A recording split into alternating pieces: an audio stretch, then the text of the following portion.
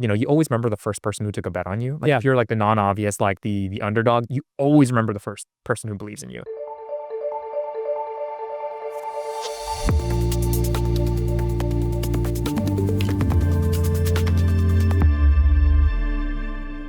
Welcome back to the Data Minute Podcast. I'm your host, Peter Walker, Head of Insights here at Carta. Today, I was absolutely thrilled to be joined by David Zhou, the head of IR at Alchemist Accelerator and one of my favorite podcast hosts, actually. He hosts the show Superclusters, which is a podcast between GPs and LPs and everything that's going on in the emerging venture asset class. David has these sorts of conversations all the time, so I thought we might pivot his usual expertise into something a little bit germane towards those emerging manager VCs. We talked about how LPs develop taste as to which fund managers they're most excited about investing in, not just for Fund 1, but for the lifetime of the firm. We talked about how there should be signs that you as a GP are becoming overwhelming in your pitch rather than just the lackluster same that many of these LPs spend their time with. We talked about differences in geographic tendencies with LPs. We talked about ways to make that first meeting between a GP and an LP really sing. And we closed out with David's endorsement of the idea that we need more first check managers in the world. We've got a ton of seed, Series A, Series B. What we need is people betting on ideas and young founders. I love David's perspective. Let's jump into the conversation right now. I know you're head of IR at Alchemist. Is that how you describe yourself? Is that your day job? That is my day job. Sure. Other than tenaciously and idiosyncratically curious. Oh, wow, you're good. You remember that. It is a mouthful of words. It's good. No, I like it. Other people would cut it down, but you haven't. Yes. It's funny. I actually had while I was in Japan. Yeah. I was telling you about this on our walk over. I had a conversation with a friend. It was over drinks, and it was like soju and beer. And actually, I was in Korea, and we at one point in the discussion, he's like, David, like everyone's bio is their job title. It's like there's clickbaity, like SEO optimized terms in there. Like you should be having venture capital, limited partners, asset allocation, like just these kinds of things you should have in there. And but your LinkedIn bio are 4 really long words. English is not his native language, which I had to Google one of those words. Right. Idiosyncratically. Sure. And I was like, actually, he was actually one of the, you can probably guess, he was one of the guests on my podcast. Sure, yeah. And I was like, since the beginning, since I created my LinkedIn, I've severely, intentionally SEO under-optimized my LinkedIn because there's a lot, and you can probably, I will be honest, to be an investor today and to get deal flow is deal flow, not quality deal flow, but just like deal flow is not a hard thing. Definitely not. You can raise your hand and say, I'm an angel investor. Right. And you have so many people who just DM you, who follow you and it's like, hey, I want to connect. I want to pitch you something, right? Same thing. If you say you're an LP of any kind, you have so many fund managers that will kind of pitch you and all that. And so unfortunately, actually, I'm thinking about taking off my LinkedIn. So I don't know, maybe when this podcast comes You're going to go completely obscure. I'm going to take angel investor off my LinkedIn. Okay. Because the number of folks who have LinkedIn searched angel investor and found me and didn't even read what kinds of things I invest in are astounding, and they don't personalize anything at all. And I'm just I'm going to reject 99% of these things. I do really try to respond to every message that looks like someone took time and wrote it. Every credible message. Yes. Yeah. But there are so many that I get. It's just I could copy and paste. I'd be like, hey, Peter, blah, blah, blah, blah, blah, and all there is to it. So going back to your original question, how do I describe myself? How do I describe myself to people in this space? Head of IR. On the side, I invest in the funds as well. I will never put LP on my LinkedIn. So if you're listening to this podcast, I guess you know. But if you follow my content of any kind, you probably guess as well. You don't like the word LP? You just don't want to assign yourself a label? Well, it's also you and I both see plenty of emerging managers and all kinds of managers. I don't think I need to raise my hand in the ether and just say, hey, I invest in the funds. In fact, there was an experiment my friend did, and this is overly facetious, to be completely honest. Feel free to edit. I like it already, yeah. And he was like, I'm going to write LP. And I was like, dude, you write $20 million checks into funds. I write much smaller for context. And he's like, I'm going to say I'm an LP. I'm just going to see the kind of deal flow that I get. do fund-to-funds actually have proprietary deal flow? Or like, can I just say I'm an LP and I just get deal flow? And I remember his first message that he told me that he got was from according to the deck, the only Mongolian fund manager in Mongolia. Hot market. Hot market. Up and go. I forget what it was. I mean, I might be misquoting. I think it was a $15-20 million fund. Investing only in Mongolian founders, by the way. Hot market, great exit opportunities, high multiples, obviously. And he was like, I just couldn't handle it. I couldn't take it seriously anymore. So he just took it off like within, I don't know, 24 hours, 48 hours or whatnot. This is a very long-winded answer, by the way. But I like it because it actually evades the first question, which I always ask, which is, describe yourself, let people know what you do. It's obvious what you do. But it's interesting that the number one thing that you've taken from this experience is deal flow isn't hard, like picking the needle out of the haystack is the difficult part. Oh, yeah. So I would say different for a VC. As an LP, I would say like every manager, fund manager of any kind, any asset manager gets evaluated on three things if you want to raise LP capital: sourcing, picking, winning. I'm not the first to say this. I won't be the last to say this. Sure. But one thing that everyone says, sourcing, picking, winning, I'm going to attribute this to Ben Choi, by the way, because he was the first person who told me this. Ben Choi is at Next Legacy, phenomenal LP into a lot of funds. You probably heard on my podcast, he's collected like all the Infinity Stones on like Thanos' gauntlet. He's done everything. And he's the one who told me that out of those three things, you need to have at least two of those three things to be a good fund manager. One of those three things effectively means you're like probably a good investor or like someone in the investor ecosystem. You could be an angel investor. Like if you're good at sourcing, you could see all the best deals in the world. But if you can't recognize the right deal to invest in, or if you can't win the right deal to get in, then it's useless. So to be a good fund manager, you need two of those three things. All that to say, as a VC, slightly harder to do. As an LP, if you just raise your hand and say you're an LP, sourcing is not a problem. Right. It's not a problem. So you really just need picking or winning. Picking or winning. Not even picking and. Picking and so a lot of institutional firms have all three. Right. Like from the VC side, like the Sequoias, the Benchmarks, the Greylocks, you name it kind of thing. They have all three, right? Like institutional fund to funds, right? Like these are the top tiers, the Fairviews, the all that. They have all three. Yep. I specifically say this for the emerging funds manager per se, or like the emerging LP. You, at the minimum, just need two of the three. Yeah. To have three of the three means you're probably not emerging anymore, and that's how I define emerging. Right? It's not by fund size. It's not by like Roman numeral of the fund. It's just like how many of those three things do you have? If you have all three, like for example, this is going extremely off topic, so I apologize to all our audience as well if this makes it into the actual the final cut. But there are like a lot of LPs love investing in spinouts. They call them emerging managers. Like you can be a former GP at Andreessen Horowitz. Yeah, the recent example of that. I'm sure you and I are both familiar with that. Indeed. And they love chemistry. It's a great fund. Chemistry is a phenomenal fund, by the way. Like I don't mean to pick on them. They're like they're a great fund. They're really, really smart people. Like they spin out, and to an LP, from an LP's perspective, they look at it and they're like, that's an emerging manager. First time manager, fund one, emerging manager, sub $300 million fund. I don't know if that's the right definition, but nevertheless. Sure. There's nothing wrong with chemistry. They just from an LP's perspective, there's like, that's an emerging manager. To you and I, that doesn't necessarily mean emerging. No, it doesn't. Right? It doesn't have the same quality, right? There's like something different about it. Yeah. Like when let's say David Hornick left August Capital to start Lobby Capital. I forget the exact fund size, but it's like 9-figure range. Yeah. Not exactly an emerging manager. If you can raise $100+ million fund, you're probably realistically not an emerging manager. There are a few exceptions that we can list, but like nevertheless. And so it comes down to like, if you have one of those three things, you would be a great investor, probably a great team member for another established firm, learn the chops somewhere else. Yep. As a first-time GP, you need two of those three things. And as an established GP, you need three of those three things. Yeah. So that's how I kind of roughly bucket things. Totally makes sense. Yeah. All right. So you are obviously a deep thinker about investing into VC funds, and you host this podcast, Superclusters, which everyone should subscribe to and listen to. Thank you. It's one of my favorites.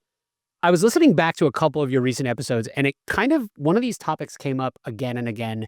Sometimes it's data driven, sometimes it feels emotional driven, but the core of it is this idea of taste, right? Yeah. So like LPs who are not experienced investing in venture, and we hear all the time, these are recent family offices or whatever, they're looking at venture, they're excited about the category, but they're, as you mentioned, inundated with options. Yeah. So like when you've talked to LPs about how they develop their intuition or taste among fund managers, what do you think are the most important things that LPs need to do in order to like have an instinct about which of these funds are going to actually turn out? So a caveat with what I'm going to say next in the next few minutes, a large part of it is not original, so I cannot take credit for it. You heard it here first. I don't know. Maybe you heard it the way it's described here first, but like, yes, all ideas are remixes of others, right? for sure. They're actually like, before I was at Alchemist, I was at this phenomenal like talent pool, by the way, company called On Deck, which has gone through its trials and tribulations, story for another day kind of thing. But I've never worked with like a more talented set of people, like by the hundreds. Like just like it was just everyone, everywhere I looked, everyone I pinged on Slack, I was like, I learned something from you. Doesn't matter where they sat on the totem pole. Anyways, all that to say, like a couple of us ran this like community within On Deck called On Deck Angels, and we often gave this piece of advice to aspiring angel investors or first-time angel investors. And a lot of them are like, I see this first deal, I need to invest in that deal. Yeah. Because it's my friend referred it to me. It seems really good. They were ex-Google, they were ex-Airbnb, whatever it is, right? And one of the pieces of advice that I often told others, again, not original, but I forget the attribution, was there's this math problem, and I'm going to butcher it. People can fact check us, where based on the Odyssey, Homer's Odyssey, that, Odysseus was at sea for like who knows how many years gone. And his wife effectively, like, at one point thought she was going to be a widow. And there was all these suitors who just showed up at her doorstep. And they're like, we would like to marry. We'd like to ask for your hand in marriage and all that. And so the kind of hypothetical math problem was effectively like, assuming Odysseus never returned from sea and just like was gone in the Trojan War and all that, right? If she were to pick another kind of like husband, how would she determine who's the best suitor out of the hundreds she has access to? And I'm forgetting the exact numerics of this, but it's roughly around 30. So like you have to talk to about 30. You reject all of them. The first 30, you reject all of them, but you stack rank them. Who's the best one? Who's the second best one? Who's the third best one? Who's the fourth best one? All the way till 30. And the first suitor after number 30 that is as good or better than number one is the one you should probably marry. So they have to be better than number one. Better, not a top five. You not top five. Better than 10, like better as good or better than number one. Okay. Does it really matter if you rank things like 10, 11, 12, 13? Sure. Probably not, right? Like, like 1 through 5, you have a rough idea of like what sets 1 from 2, from 3, from 4, and 5.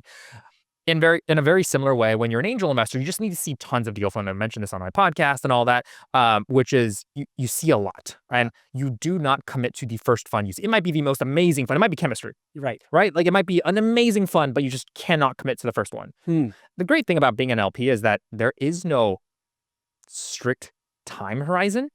As a VC, if you say you're a pre-seed investor, you can only invest pre-seed. So if you miss the pre-seed window, you cannot invest in seed and Series A. Right. And if you do, maybe only by SPV and Off-thesis, which our LPs are going to give you smack for. But as an LP, you could do fund 1, fund 2, fund 3, fund 4. Like there's no limit to how many. You just track them over their whole life cycle, and exactly, we'll see you again in a dozen years. Exactly. So there's like a great fortitude of like LPs play the long game. I was chatting with this family office recently, which I was like really astounded by. But they have 100-year manifesto. I'm like, I hope I live that long. Right? Yeah. This is multi-generational. Vish and Masa, the only people with like 300-year plans, right? But like having that long-term perspective, like aim for the stars, land on the moon, you end up building these really long time horizons of what asset classes or what assets you want to invest in. So they don't have the pressure of FOMO. So if you want to give them FOMO, they'll just bow out. It's like, we'll see you next time. Right. Anyways, all that to say is, as an aspiring LP or a first-time LP, like we talk a lot about taste, which is like, in order to detect what quality looks like, you just need to try a bunch of things. You need to see a bunch of things. You need to write memos. Like, write memos as if you were going to invest, but just don't invest. Right. Which be very transparent with your GPs in the beginning. It's like, hey, you know what? I just don't have the capital to invest. I plan to invest 2 years from now. If you think that's going to be a waste of your time, by all means, we can talk So you're in the upfront future. about it. You let them know, hey, Exactly. this is not a conversation that's going to result in any dollars changing hands, but it's still worth my time to understand your perspective, et cetera, et cetera. Exactly. Like we meet up down the road. We can meet up down the road. If you want to have this introductory conversation, by all means. Yep. If you don't, like, I completely understand.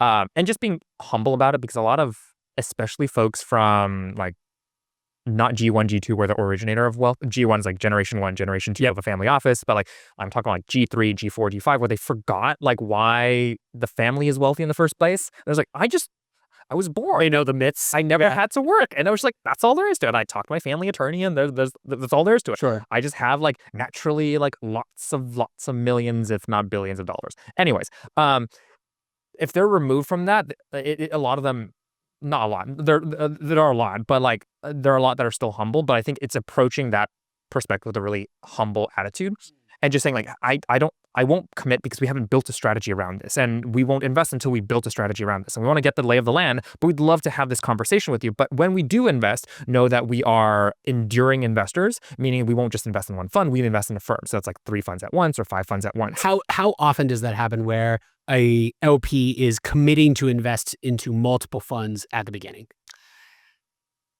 With fund to funds, I'll break it down by kinds of LPs, Please. right? Yeah. Fund to funds, they want to, because if you have a really good asset on your hand, and it's like, I mean, persistence of returns is always like really hard to predict in general, but if you feel like they reasonably can strike above like 2.5, 3x pretty consistently, with certain outliers that go north of 10x. Sure. Like that's probably like a good enduring firm you want to keep backing. That said, like as a fund to funds, you're constantly fundraising from LPs that want access to the venture. They know what your portfolio is like. You have AGMs as well. At some point when that fund goes on to become like a $500 million, $1 billion fund, you can put a check in, but anyone can put a check in. Right. And so a lot of fund to funds largely focus on like fund 1s through fund 4s, and they like cap out at that just because fund to funds plays an access game. Yeah. If you have a really large check and they're like an established manager with 3 out of those 3 sourcing, picking, winning, that becomes an asset class, no longer an access class, but an asset class. Yeah. So there's that. That's fund to funds, right? Then you have endowments that have, and I'll give complete credit to David York from Top Tier, who said this on my podcast, which was like, they just need recycle capital like 5% a year, and it's very enduring. Their job, and especially a lot of large institutions' job, and I love how they describe it, their job is not to get rich, their job is to stay rich. Yep. And if their job is to stay rich, they're just going to keep doing the same thing. Right. I think this is one of the biggest things that we hear, I think, unjustified complaints about from the emerging manager class, or even just people around venture, which is, how could all of these LPs be so silly as to invest into Andreessen or Benchmark or Sequoia when just look at their returns? The funds are too big to have massive outsized returns, but they're not playing the same game. They're not trying to hit a 10x with the most recent Sequoia fund. They want to, as you said, maintain their wealth, not necessarily spike it to absurd levels. Absolutely. I mean, this is all anecdotal, by the way. But like I think roughly after your family's net worth goes north of like 30, 40 mil, give or take, and you can start building a family office of some kind, despite it being on the smaller side of things. It's funny because you have these conversations and they're no longer calculating their families or their personal net worth by actual dollars, like here's X million dollars in which I have. They calculate it as, this is how much I beat the S&P this year. Right. It's all by percentages. Right. Yep. And yeah, like, these also like the very large funds, I won't name any names. You and I probably both hear of these in the back room, where it's like when you invest in a large fund, there's 2 things. One is financial return. One is social capital return or social return, right? It's just saying like, I am involved in like Andreessen or Sequoia. Like that's I'm proud to do that. Yep. Right. And there's an element where they're very well networked. And so if you go to their events, you just meet a lot of really cool people. Sure. And then there's also the financial part. The financial part, there are select funds in some of these large institutions that I'm not saying repeatedly get like a 50x return or something, but they're pretty darn consistent with how return profiles look like. It's not their $8 billion fund. Right. It is like the 500 mil or the special opportunities, something. Whatever. Exactly. Yeah. And I mean, let's be honest, they're like these head of investor relations, your chief development officers out there, they're really, really smart. They're like, if you want access to this special fund that consistently does well for a, not that people should calculate based on IRR, but like 25%, 30% IRR. If you want that, you have to invest in this other fund, The new flagship. fund, Right. this new fund that we're trying to do, and it's a new thesis, but that's how you get access to this like recurring model. Totally. And so like there is that. The flip side of this is that's more of a market, and more so on the I have tons of emerging managers, same probably as you. It's like, oh my god, I talked to this fund. They're like, we only do 100 mil fund size and above, or we only talk to folks where we built a really long relationship with, which is probably true. It's like you're not gonna go on a first date with someone for 30 minutes over coffee and be like, I'm marrying this person. Yep. I mean, even if you think you want to marry this person, you're going to do your homework, you're going to talk to the family, you're going to talk to their siblings, you're going to talk to their close friends, you're going to get to know everyone before you actually pull the trigger. But emerging managers, just because they're on a timeline, and also because a lot of emerging managers don't have enough of their own liquidity, so they actually have like a rainy day fund, and they're like, hey, I'm burning into my 12-month rainy day runway kind of thing, right? So they feel the sense of urgency, but you projecting urgency onto your audience makes them feel uncomfortable. And then they will be, like I feel like I'm being pushed way too much. And for that, slow things down. Let's slow things down. And when an emerging manager hears slow things down, they're like, oh my God, I've got to put more fuel to more urgency. Yeah, exactly. It's a self-fulfilling cycle. And eventually you get to a point where the LP goes like, hey, you know what, let's talk next time you do a fund. And let me know what deals are interesting. Let me know what other things are interesting, but just let's talk later, prioritize other people. So when you're having all these conversations with LPs, what is the general feeling, emotional state that you get about emerging managers as an asset class right now?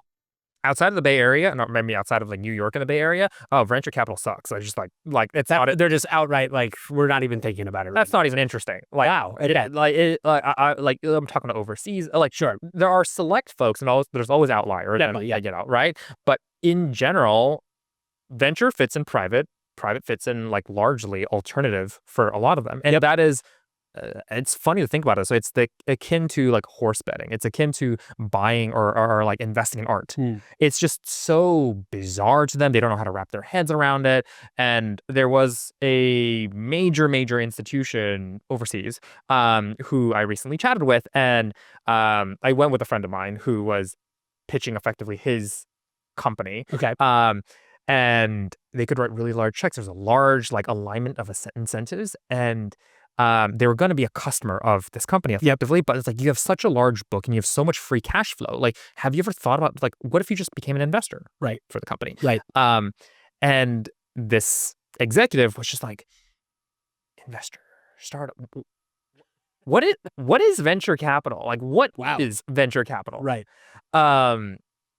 And it's not a term that most people are even familiar with. Really? And so going back to the first question you asked me, I don't know how much of this is like we're going to do callbacks here, but sure. You asked me how to describe myself to people. There's the kind of how I describe myself to people in the industry and coworkers and colleagues and all that kind of stuff. There's how I describe myself at Thanksgiving gathering to my family. Which does not include venture capital. None of them understand what the hell venture capital is. And sometimes I'm a bit like, tongue in cheek. I'm like, like my job's to sell money. Which is a pretty good job. Yeah. It's a pretty good job. They're like, what? Why would you sell money? Right. Why not buy money? And I was like, are you the Federal Reserve? Do you work for the Federal Reserve? Like, no, I don't control money. Interest rates. It's okay. We understand. Yeah, we get a little bit of it. And so it is not something that most people understand. And I think the most important thing, which is especially for people who are not exposed to venture, who have less than 3% of their overall portfolio in venture, a lot of it comes down to how do you describe venture to someone who has never heard of venture, like the 7-year-old tester that'll tell your grandma this test, right? And the way to do it is often in like allegory or analogy, right? Talking about, and well, actually, Ali Garfinkel from Fortune magazine actually wrote a great piece on term sheet earlier this year. I forget when. I forget when it was, to be completely honest. But she talked about the origin of venture capital, which actually started from the whaling industry, the 1800s. You know this as well, where there's these boats that you go out to sea, and you don't know if they're going to come back.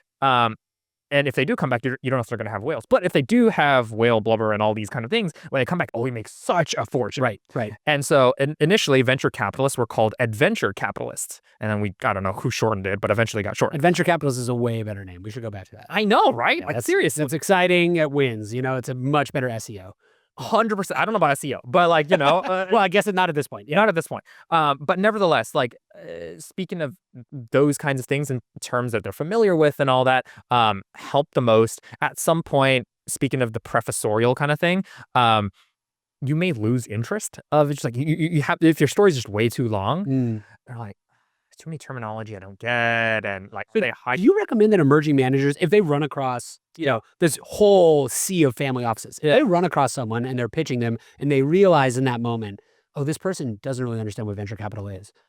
Are those fruitful meetings for emerging managers to be taking? Do they want to be taking on the burden of being the educator in this space? Ash, it's a funny thing. Because at Alchemist, I'm like not too involved. I'm kind of involved in the kind of the founder programs. Yep. Because Alchemist at the end of the day is an accelerator. And Yep. yeah, we bet on founders super early, and we like to be the first check-in. And so it's funny because one of the pieces of advice, this is Alchemist programming for free, by the way. But you don't have to go through the application. But one of the things we say is, if let's say you're a female founder or you're an immigrant founder or you're a solo founder or what kind, like if you're talking to a VC that has never invested in a solo founder before or a female founder, you're not likely to be the first one. Yep. It's extremely hard to. You technically can, but you have to spend an inordinate amount of time with them. And you have to really think through, like, what is the opportunity cost of you spending this inordinate amount of time with this individual? Definitely. Or institution. Same thing's true for the world of family offices and all. If they've never touched venture, it's very unlikely that you're going to be the first one they'll do. Right. That said, there is immense value if you have a long runway and a long time horizon that you spend time educating them. Speaking of people like that I deeply respect, and I cannot say any of my thoughts are original, Raida Dawouk, who runs Amcon Ventures, based out of Dubai, phenomenal person, super well connected in the kind of that kind of world.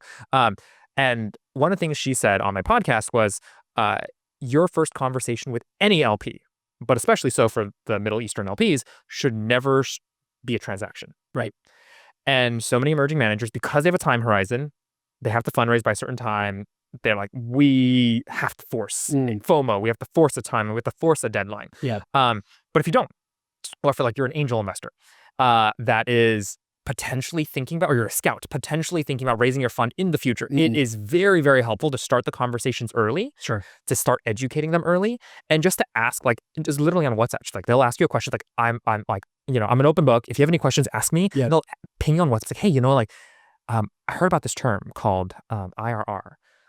What is that? Just wondering. Yeah, what is that? Give me like a little bit of lowdown on that. Yeah. It's like a percentage thing. Is it percentage completion? Good and what's bad? Yeah. What am I talking about? And somebody told me they have like 110% IRR. That's more than 100%. Like, what? Like, is it better than normal? Lying? Yeah. Yeah. Like, they don't even know if they're lying, right? Like, right. What's my reference point, right? Like, That's crazy. Being the educator really, really helps, because very similar, like, you always remember the first person who took a bet on you. Like, if you're like the non-obvious, like the underdog, you always remember the first person who believes in you. And what, in a very similar way for the LP industry, is if you have no idea what venture capital is, you have no idea what startups are, you remember the first person who taught you something about it. Yeah. And there was a line that Mark Suster once got from like Zig Ziglar, which I really like, and he said it on multiple occasions, publicly and privately, which is, people don't care how much you know until they know how much you care. And I think it is extraordinarily helpful to have that mindset, and to have a very long-term mindset of like, I will show that I care. And so, for example, simple things. If overseas folks are coming to the Bay Area and like, who should I talk to? Who should I meet? Not scalable, but one thing that really, really helps is you roll out the red carpet. You're like, hey, you know what? Here are the hotels you should stay at. I can help you get your Uber, or get your car and all that. And here are 5 people you should talk with on the founder side. Here are 5 people you should talk with. And they're the best people right? Yeah. You're introducing them to the right ones. Yeah. The best people. Yeah. And you might like even seed someone's like, hey, I'm bringing someone who has no context on venture. They really want to learn. There's one insight you told me like 2 years back. I really, really love that. That might be really interesting to bring up during conversation when you have it with this person. Wow, scripts. Just like conversation scripts. I mean, like when I'm saying you go above and beyond, you go above and beyond. Right. And when they leave, especially for Asian folks, Asian, South Korea, like China, geopolitical risk and all that, but like, like South Korea, Japan, Singapore, gifting is a huge thing out there. Yeah. And they will give you things because that's how their culture works. But they don't always they don't expect you to give them something as someone who's not from that culture. Right. You can stand out. You can stand out, and if you like, it's not the gift you give that matters. It's how you give the gift, and that goes a long way. It's like, hey, I have on my phone and on my laptop like a very extensive CRM. I've talked about it with friends multiple times, and I've like white labeled my CRM to like kind of like my fund managers I backed as well. Nice. It's Airtable. It's Zapier and Airtable. It's not sexy. It's not anything. It's cheap. Thank you, Airtable, for making things so accessible, and Zapier. No free ads. No free ads. Feel free to bleep all these out. But I love Carta as well. I would love to give Carta. We don't need to bleep that. And we use Carta at Alchemist. Like one of the things that I do include in that Airtable are fun facts, and 2 other columns: things they like and things they want.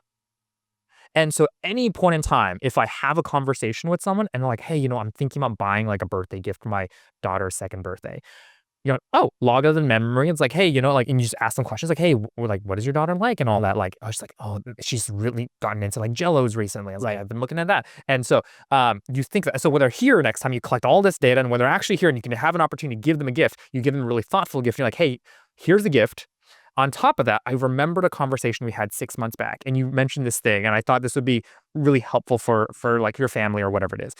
That goes a really long way. So how you deliver the gift also really matters, and they'll love you. And I'm not saying it's a guarantee it'll give you money. Sure, definitely not. But they will remember you for a very, very, very long time. It's better than urgently pitching them to the face while they're just kind of slowly retreating back. Exactly. So actually, this leads really beautifully into a piece that you wrote recently about when GPs know that they're overwhelming versus the wonderful word whelming, which shout out to Danny Meyer, who actually like seeded that term in my mind. So that's an amazing book. What's it called? The Hospitality Setting the Table. Setting the Table. Yeah, an incredible book. But I found this concept really interesting because, as you mentioned, there can be this sort of sea of sameness looking when you look over, especially emerging GPs. Everyone's excited about AI and SaaS, like blah, blah, blah, blah, blah. But what are some maybe ways in which GPs know, hey, I'm actually hitting the overwhelming category? I'm like really standing out when I'm talking to these LPs. So I included a bunch of examples in there, and would like not saying like I actually disincentivize people to read my blog or like subscribe to my blog. That's an interesting promotional choice. Yes. The reason is it's a personal blog. I don't write it for venture capitalists. I don't write it for LPs. Right. It just so happens that like 40 to 50% of content happens to be about LPs and GPs and all that. Sure. I kid you not, if you scroll through it, you'll see me talk about like cooking and food experiments and like events and all these kinds of things. Yeah. That's the second podcast. We don't have time to get into it. Yeah. It's beautiful. I love it. It scratches my own personal itch. Yeah. And so there's a full list, but like a lot of the overwhelming things is when you get unsolicited kudos. Okay. And a lot of it comes down to like, every so often a founder will come back to you and it's like, hey, you know what, like, holy cow, the advice you shared with me like 2 years back changed the way I thought about things. And those are, first of all, note that down, screenshot it, be like, if I need a reference in the future, that's who I'm asking in the future. The second of which, like, it's important to note, like, I really helped something here. The flip side of this is going back to taste. We mentioned taste earlier, right? Like, you as a GP need to develop taste in the market. Speaking of other people who brought ideas to my mind, Dan Stoller, who's at Colibri, based in New York, phenomenal LP, does a lot of emerging manager stuff. He said on my podcast where one of the questions he asks GPs as part of diligence is like, who are your competitors? Like, who would you fight for space on the cap table with? Yeah. You'd be surprised the number of GPs who are like, I have no competitor. Like I'm N of one. Right. And imagine if a founder said that to them. Imagine. And like the easiest reframe is like, hey, like you just gave me this answer.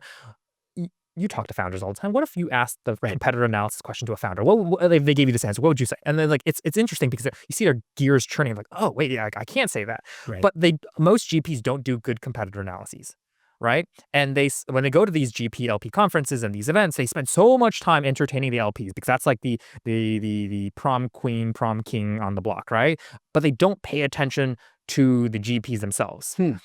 And one of the things I love going to LPGP conferences for, like these events for, when founders pitch VCs or when GPs pitch LPs, do not watch the pitch. Like I just like I like when I don't look at the stage when that happens. Right. I like to sit in the front and I look at all the audience. I like literally I You're turn facing around and they're like, what is this guy? So why are you staring at? yeah, I'm on the edge. I'm just like turned around. I'm like, have my notebook, and I just like you look because That's fascinating. in my high school trashy Korean drama days, it was a fun Korean drama when I watched it when I was a kid. There's this Korean drama called Dream High. It has all the romantic whatever fantasies that you would have, but I watched it with a friend of mine who was like obsessed about it. Anyways, and in one of the scenes, so context, it is a high school designed to turn kids into K-pop stars. Okay. Yep. And I'm not going to give you the whole story backstory, but like throughout the school, they give you a bunch of tests to see if you can command a presence in front of the audience. And there's one test in that TV show show that you would have to sing in front of a karaoke machine, and the karaoke machine would give you a score like a 8. I don't know if anyone's ever done karaoke and like you've been given a score like 80, like 100, whatever it is, out of 100. But there's a judging panel in the back, and when the judges give you a score, it rarely equates to the actual score you get in karaoke machine. And there's some folks who are amazing at singing who get a really low score, and there are some folks who get like a horrible score who get a really who are terrible at singing who get a really high score. Yep. And throughout the film, spoiler alert, what you find out is how they're evaluating is when someone's singing, they're looking at the audience, and the number of audience members who are falling asleep versus checking their phone is how they're evaluating what kind of score they get. So they have like 20 kids in the audience, and if like 1 out of 20 are like is looking at the phone, they get 95%. Yep. Right. Things like that. And so that analogy all to say that when you're going to these LP-GP conferences as a GP, look at how other GPs are commanding the audience. How many LPs are on their phone scrolling through things, because vast majority of them will. Yeah. And which one of them are just like, you have these LPs who are constantly on their phone. They're just like paying attention, like fully throttled and they're leaned in. So that's one. Do you think that's something like how much of that is innate versus learned? That sort of, because there's a difference between like natural charisma and command of a room and like saying something so substantively exciting that everyone is just leaning into what you're saying. So, I forget who said this. Talked about my doom scrolling on Instagram and TikTok and all that, but like some public figure said this, where they said, to command charisma, you need to talk at 80 words per minute. Like that's the kind of cadence goalpost, right? It's 80 or 90. I forget, like 80 or 90. There is that. So that part can be learned. You speak slower. I don't think I'm the most charismatic person, to be completely honest. But like, that's something that can be learned. Yep. I will also give a shout out to, it's funny because a lot of my friends like, why do you ever give shout outs to like competitive podcasts who do the exact same thing you do, but like they do it for a different space? Or like it's the same space, but like they've just grown bigger or whatever it is. I will give a shout out to what some people might say like a competitive podcast, which is 10X Capital Podcast. Love it. By David Weisbord. He is great. Great guy. Great guest. Yes. Very, very thoughtful. And he just asks good questions and you get a good sense. One of the guests he's had on, I don't know, fairly recently, I don't know when this is going to go up, but it was this like influencer by the name of Alex Hermosi. Yep, I know him. I don't know him, but I've never. Well, now you do. But like, now I know him. And apparently he just does a bunch of like gym workouts and all the. Anyways, one of the questions that and I'm going to paraphrase it, but like David asked Alex was, you hire a bunch of, he does private equity business and all that. Like you do a bunch of this private equity. How much of like when you see someone, like can it be fixed and learned when you hire someone? Can it be learned versus like it's just innate, right? And Alex has this thing that's like pretty provocative. Like there are certain skills, and every skills has a certain level of like micro skills and micro gestures in order to perform that skill. Right? It's like to lift a phone, there's like these fine motor skills. I'm looking in that direction. There's a visual, like kind of like, like probably like 3 steps in order to pick up a phone. For sure. To be charismatic, which some people might say is nature, maybe takes like, it's not impossible, it takes like 50 micro steps in order to do it. And technically, each one of those 50 micro steps you can teach. It takes much longer to teach and might not be worth your time, but is teachable. As investors, especially with like time horizons of like, we pitch like as an investor, we pitch like 10-year funds plus 2 years. Realistically, these are like 15-year funds. Yeah. You know this, right? You have the data, right? They don't have 15-year funds and all that. And it's a very long time horizon. But despite it being so long, it is actually still much shorter than most people's lifespans. Like how many 15-year chunks do people, if you live till 90, you have 6 chunks of these 15 years. You grow the most between ages 0 to 15, and you probably grow a little bit more 15 to 30, but when you're 30 to 45 or like 45 to 60, you're not like changing that much. Sure. Right? And so if you're calculating those on those time horizons, as an investor, you just don't have time to train and or help for all these micro skills in order to perform a certain skill. Interesting. So you're not willing to invest the time needed in order to make this GP who might have a kernel of something into something amazing because the amount of polish necessary is just too much. It's too much. If possible. And if you're maybe running a charity or a 100-year manifesto, like totally possible. Sure. But we don't have that long. Okay. So again, I actually completely disagree with you on the idea that your blog is not for actual reading. I find a lot of value in it. So one of the pieces that you put I didn't pay you to say that. Not at all. Put out recently 99 pieces of advice for GPs that are, quote, ungoogleable. Yeah. I think I would disagree that they're not. Some of them are definitely Googleable. No, but I cite all my sources. You did, and I thought you did. I thought you did a great job. Are there consistent pieces of advice that you give to GPs that they find either counterintuitive or you're the first person to give them that piece of advice? How long is this podcast? It's quite a long time. We have 5-6 hours. If you okay, cool. This is Lex Friedman style. For sure. Okay. We'll be here overnight. Yep. I'm not going to bore people to death. There are, I'll bifurcate this is insiders versus outsiders. Okay. There are more nuances with kind of insiders and what kind of outsiders, because not all outsiders are created equal. Not all insiders are created equal. For insider GPs, and what I mean insider GPs, these are folks who had a unicorn exit, was first 10 employees at a exited very large referenceable decacorn kind of like company. These are former GPs and or partners at really large multi-stage funds. Yep. These are, for better or for worse, these are these Stanford GSB grads and Harvard HBS grads and all that, right? You need not just one, you need at least 2 of those things. Yeah, you need the stamps of some kind. Yes. Yeah. You need more than one stamp, right? To be an insider.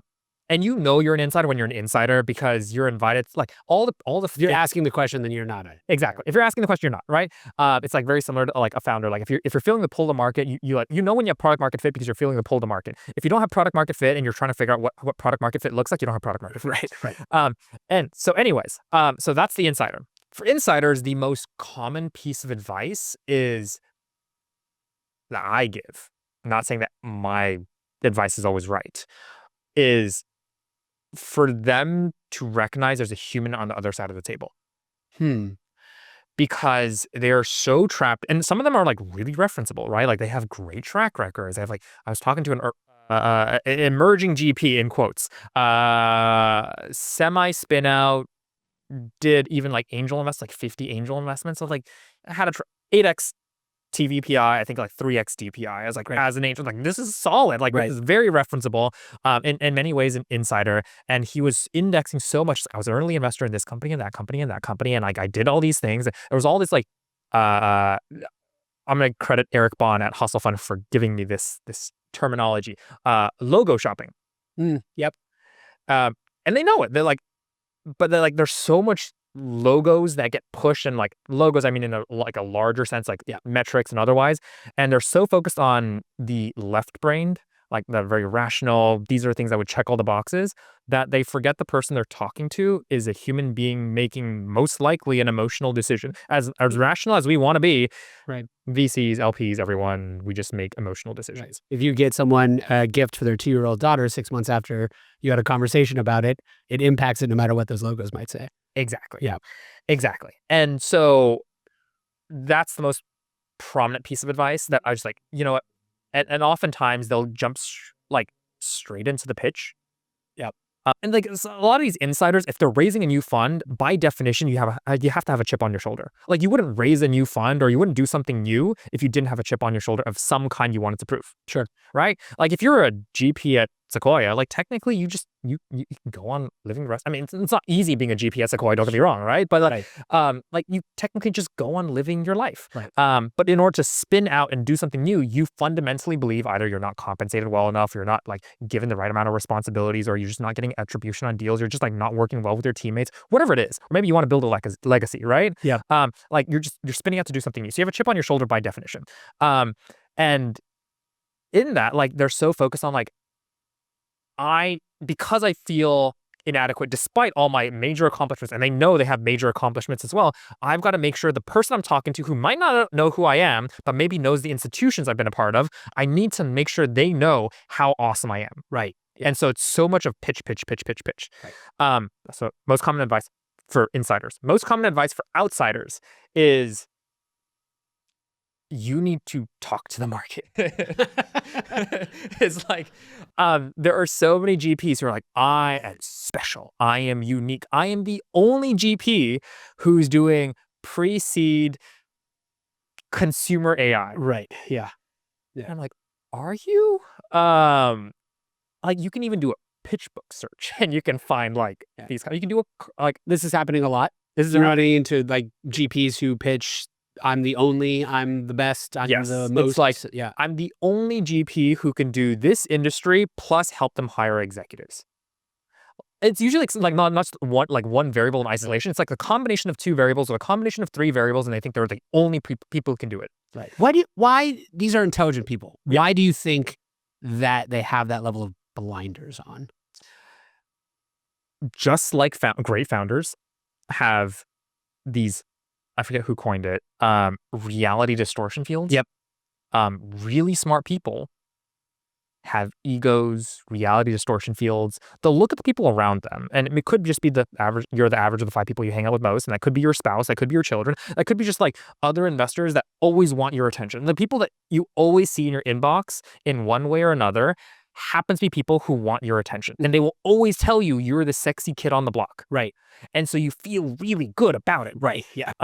Like if you're, I'm not to pick on Sequoia. Sequoia's a great firm, but like if you're a GP at Sequoia, or you're a partner at Sequoia, if you're a Sequoia you're an analyst at Sequoia, like you just get pitched all the time, and you're told you're the most awesome person in the world. And just like the upbringing, like it's so important to, like, I don't have any kids, but I've learned this from other parents who do have kids. But like if you constantly reinforce positive reinforcement in your children, your child will grow up to be very confident about themselves. Like they'll be like, I can do this, I can take risk. But if you always criticize your children, like they're just not. They're going to be very conservative. Right. They're not going to take risks and all that kind of stuff. So same thing for adults. But it seems as though outsiders would naturally have a predisposition to doubt themselves, or like they probably recognize, hey, I'm on the outside of a bubble here. Yeah. And there's some, elite thing happening that I don't have access to. So I'm not going to assume that I'm the only. I would predicate myself more on, I'm going to work harder. I'm going to win deals at a much better clip, whatever they, et cetera, would be.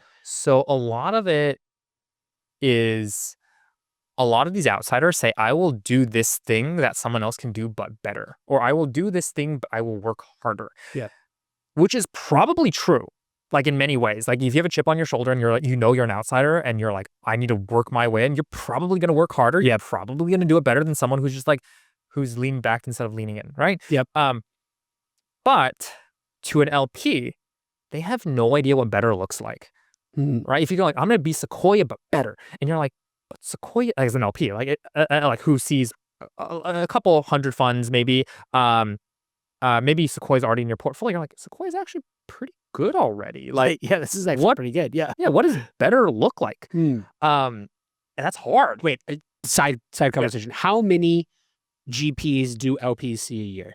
How many GPs a year do you see?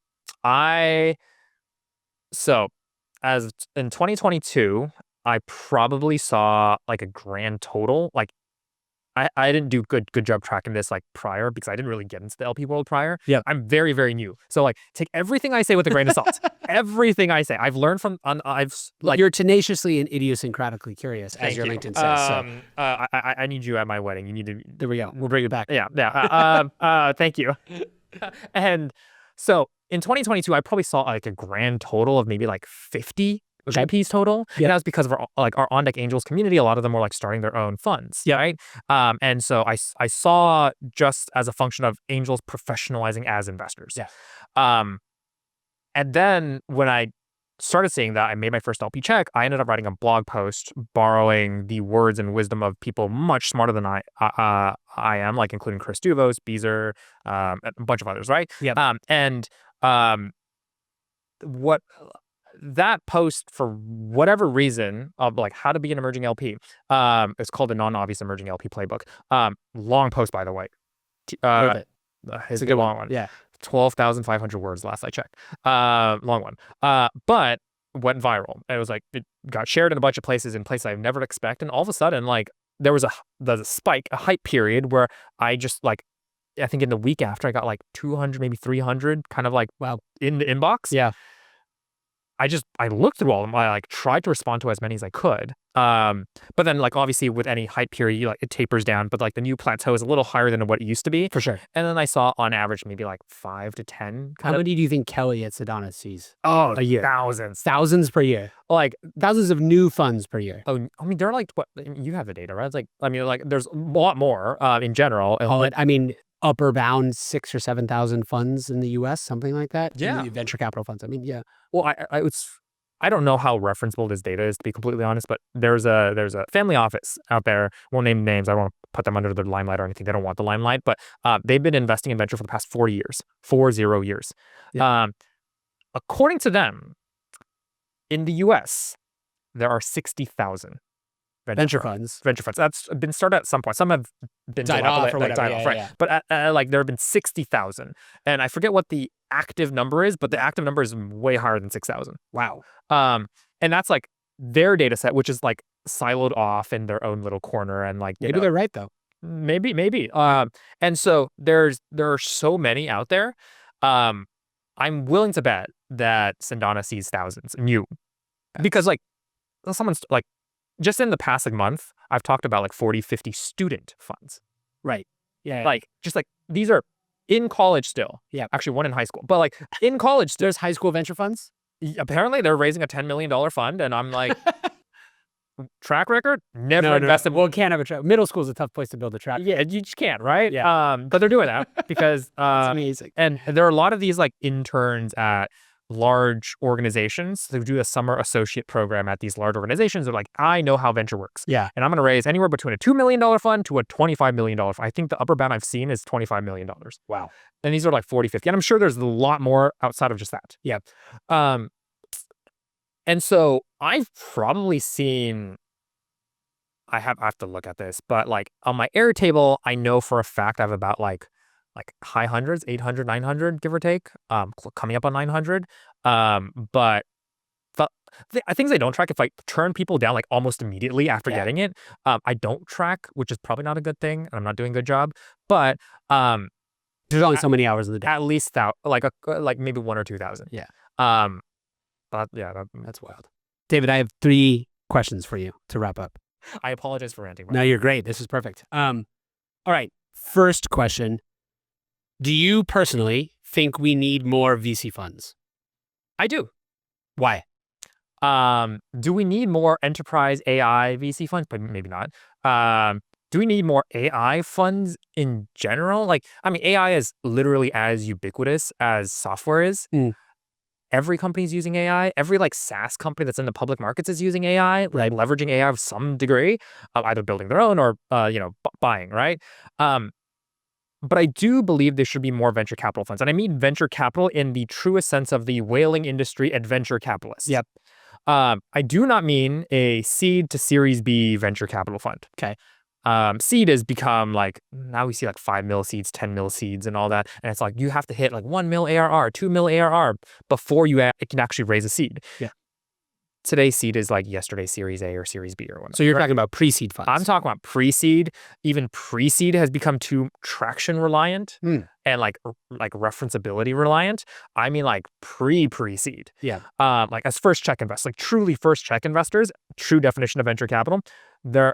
I talked to so many GPs, at least in my opinion, I talked to enough GPs where I talk with them like, hey, what's the kind of deal that you would do and you get really excited about? off the record conversations, and they'd be like, first of all, and I understand, incentives and outcomes and all that kind of stuff, but they're fund one or fund two. These are like small, like $25-50 million funds or whatnot, and like they need to raise another fund. They're like, and like I have to do like an X Stripe like deal. I have to do an X OpenAI deal. I just have to do it because that will help me raise my next fund. They're looking for a stamp. They're looking for stamps to put in the deck. And they're looking for, like, at their AGM, when their LPs are figuring out, should I re-up into this fund? Should I not re-up into this fund? Should I put more into private equity and hedge funds and real estate? Or should I put more into venture capital? They're looking for signs of validation that they picked the right fund. Right. And in year 1, year 2, year 3, actually, it's a blog post I'm writing about this week, it's impossible to have, like, any level of reference. And I remember sharing... I love him, good friend of mine, recently started investing in venture capital as an asset class, had a great liquidity event, and he was like, I want to do emerging managers. I'm like, oh, that's really cool. Like, great. Yeah. This is awesome. And he's like, what size check? He's like, yeah, like not too big, but like 100, 250K, kind of reasonable size check for an emerging fund manager. I'm like, cool. I have a couple, one biased. Here's some I've invested in, here's some I haven't invested in, but like these might be really interesting for what you might be looking for. And he looks at a couple, he looks at 2 or 3 of them, and he was like, damn it, like this, they're raising a fund 2 now, and they're fund 1 2 years in. It's at a like 1x TVPI. Like that just, like that's hard. And their IRR is like almost 0. Like what? Of course. Of course. You're like, yes, that's venture. That's venture. Get used to it. Yeah. And it's funny because he was a founder. Right. So he should understand. Like he should understand. But like, and then I told him, like, hey, think about it this way. When you raise your seed round, how many months after that did you raise your Series A? How many months after that did you raise your Series B? It's like about every 2-3 years or so. And I'm like, well, if you think about it that way, you're not going to see these markups and these rises in IRRs and TVPIs until at least that much. Yeah. And you're in year 2 and they're like, we had a slump. Everyone's memo back in like 21 and 20, like 2020, 21, 22 was like, raise as much as you can for as long of a runway as you can. And people aren't going back to market realistically until like end of this year, as well as early 2025. And maybe even 2026, depending on how long that runway is.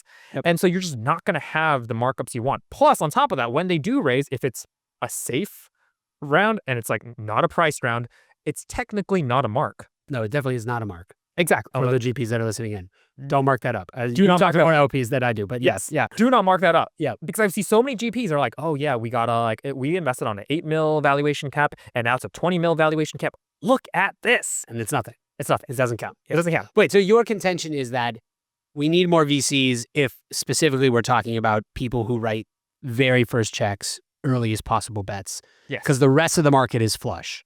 But that's the part that's missing. Yes. It's like the non-obvious, right? Right. Like whether people admit it or not, it's like, I'm not saying you should only invest because of these demographics, but there's certain demographic things, like someone that didn't go to the Ivies, someone that was a solo founder, some of them was like, who's young, someone who's a female, someone who's an immigrant. Like they're not referenceable, but I would look beyond numbers traction because there are so many companies, and I think Packy McCormick as well as Lenny Rachitsky do like lots of great deep dives on these things where the time it takes to get to first revenue for some of the greatest companies of our generation took years, not months. Figma, et cetera, et cetera. Exactly. I think there's actually a very referenceable like Lenny blog post where it's just like all these, I think I was like 20 companies or 30 companies. Time to product market fit, time to first dollar. Like, love it. It's one of my favorite things. Exactly. And I forget the name of the actual blog post, but you'll find it. You'll find it. It's hard to find. And it's like, it's a long time. But there are people that you look at and you're like, I recognize the hustle there. I recognize what it took to get here. Yeah. And it's sometimes like 1 week later, 2 weeks later, you chat with them. And maybe it's not like revenue numbers increasing or growth numbers increasing. You talk to them and like, you did. Somehow in 1 week, you talked to 200 customers? Like, wow. Right. With how? Your sleep. Yeah. Like, what did you do? Like, what happened? Right. Yeah. How did you get that many people on the phone, let alone actually extract any useful insights from them? Exactly. Yeah. And like, what questions did you ask them? And like just being curious instead of defensive. By definition, VCs have to be defensive because they're paid for their opinion. Their opinion looks like in the form of a thesis. The thesis is their opinion. And because they're paid for that opinion, they have to stand by that opinion. Right. Nevertheless, people are going to shoot me in the foot here. You feel free to edit this out if possible. But LPs are okay with you making 10% of your bets off thesis. Okay. We don't have to be completely on script. Okay. Well, I mean, like, like, it's not hard and fast numbers if it's like 11% or 20%. Yeah, These are hard and fast numbers. It's not like 20%. If you 20% or 30%, it's like too much. That should be your thesis in and of itself. But 10% off thesis is okay for the vast majority of LPs I've talked to. They understand that venture is a very opportunistic thing and that the next great company will not look like the last great company. Yeah. And they understand that. And giving yourself room to do that is really good. And I think Reid Hoffman has this really great corollary for like at what point, like when you've scaled a company to a certain stage, how much of your energy should be focused on the core business? How much of your energy should be focused on brand new things? And I forget when he actually said this, but you can find it. He has this 70-20-10 rule. 70% of the time, you focus on your core business. 20% of the time, you focus on business expansion. 10% of the time, you focus on venture bets.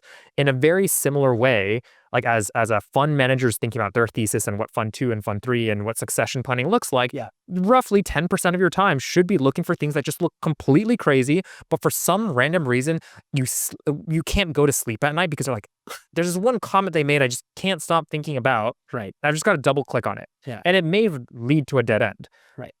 But you should follow that. Yes. Sometimes it may surprise you. I love that. All right, David, last question. Okay.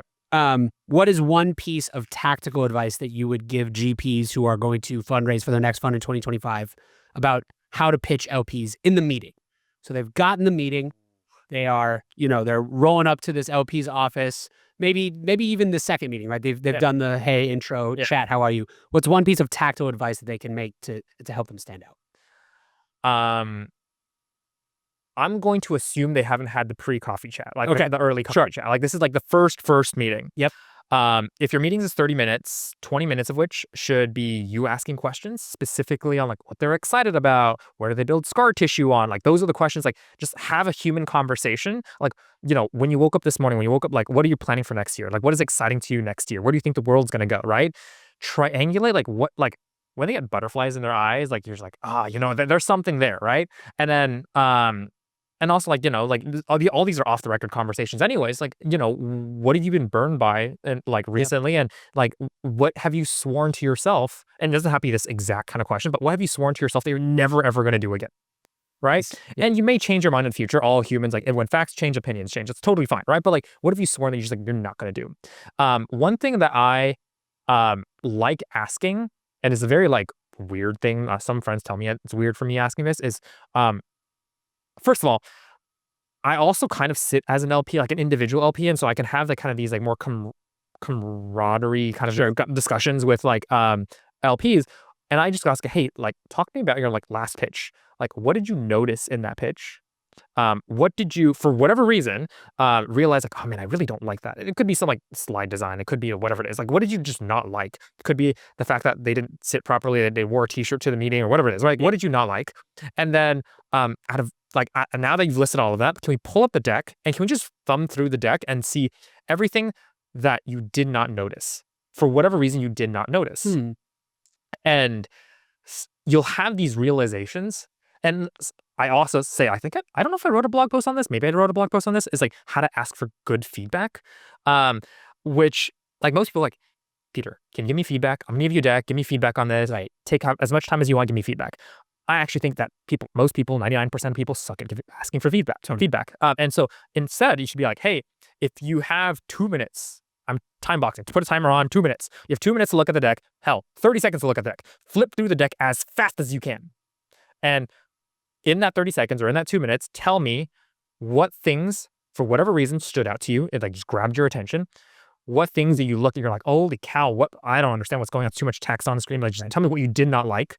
And then you as a GP, you would fill in the blank of, they told me what they noticed. They told me what they did not like. What are all the things they did not notice? And those are all the things, likely, reasonably speaking, they should cut from the pitch deck because that does not matter to an LP. Wow. Gotcha. Yeah. Anyways, all that to say, you should have that discussion in an LP meeting. Is like the last GP you talked to, or the last investment you did. Like, talk to me about some of these, like love, hate, did not notice kind of things. Yeah.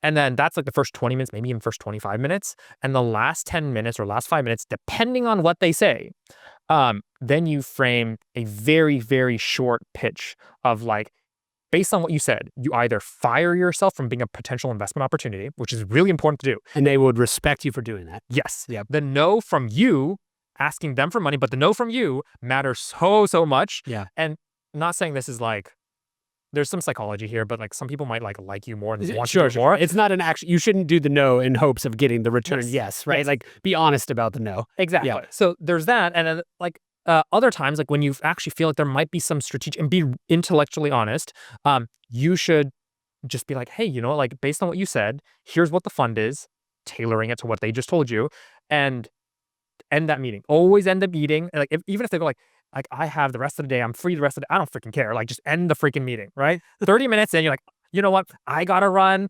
Or like, hey, you know, I want to be respectful of your time. Like we can always have a second conversation, but like I would be a horrible kind of like, you know, time consumer if I took more of your time, right? Like just always cut the conversation.